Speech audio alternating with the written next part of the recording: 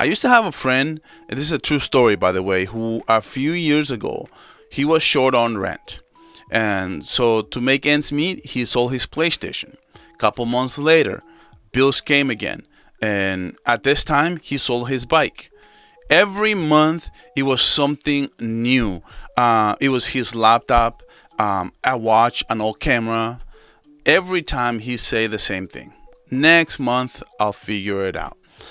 But here's the problem. He never actually fixed the reason why he was short on rent.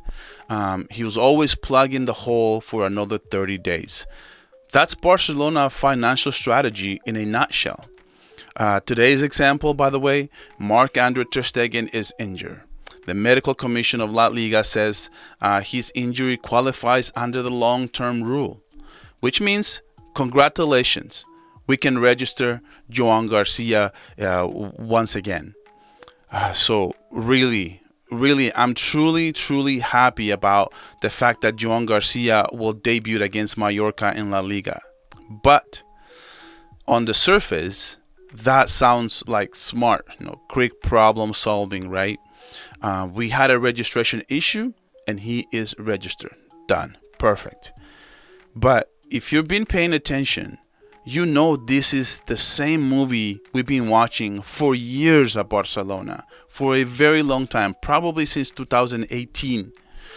Last season, we signed Dani Olmo, but we couldn't register him. Then Andreas Christensen gets hurt long term. Suddenly, we can register Dani Olmo. Problem solved. Well, not quite. Because when Christensen came back mid-season, the salary cap space disappeared. And Barcelona had to go to court just to keep Dani Olmo registered. That's Barcelona right now, reduced to fighting legal battles just to keep players on the roster.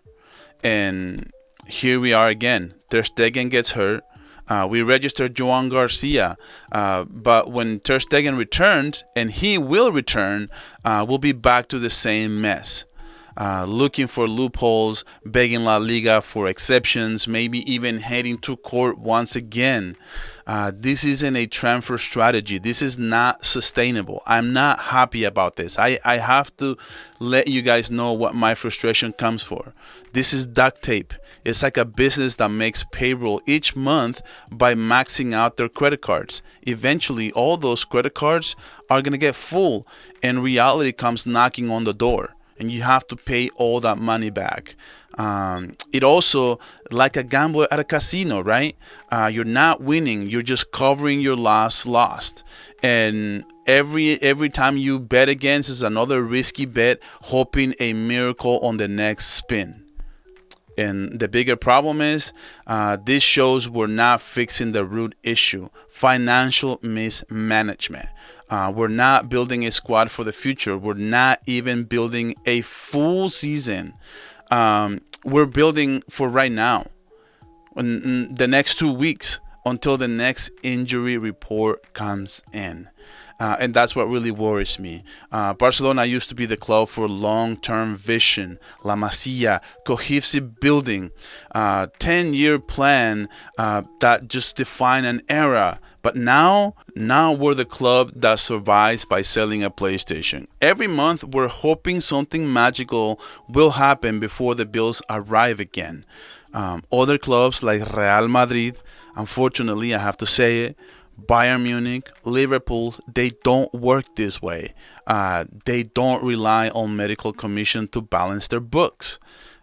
They make signings knowing they can afford them, and when their players come back from injury, they are registered. And every time they buy a player, they can register within a couple of days within acquisition. So yes, welcome Joan García. I'm so happy you can start against Mallorca. The way he's arriving is just another sign that the club is leaving week to week. Because here's the truth. You can survive a bad month. You can survive a bad season. But you cannot survive a bad pattern. And Barcelona's pattern is simple. Spend today, pay tomorrow. And eventually tomorrow shows up. So, as a Barcelona fan, I'm not making this video to bash on my club. I'm making this video to let out my frustration and how Barcelona should handle things differently. I have to say the truth. Truth is what makes us free, and I think we all have an opinion. And as Barcelona fans, we all have our ways of thinking about the club. And my way of thinking about the club is that we should be smarter in the front office. We should spend wisely instead of the other way around. In the future, on another video, probably tomorrow, I will make a video of comparing financial decisions between Real Madrid and Barcelona, so that we can all understand why Real Madrid can register players right away and why Real Madrid can have más tantuno in Castilla, and Barcelona is struggling to register Joan García, which only costs about 25 million euros. So guys, until next time, and I'll catch you guys on the next video.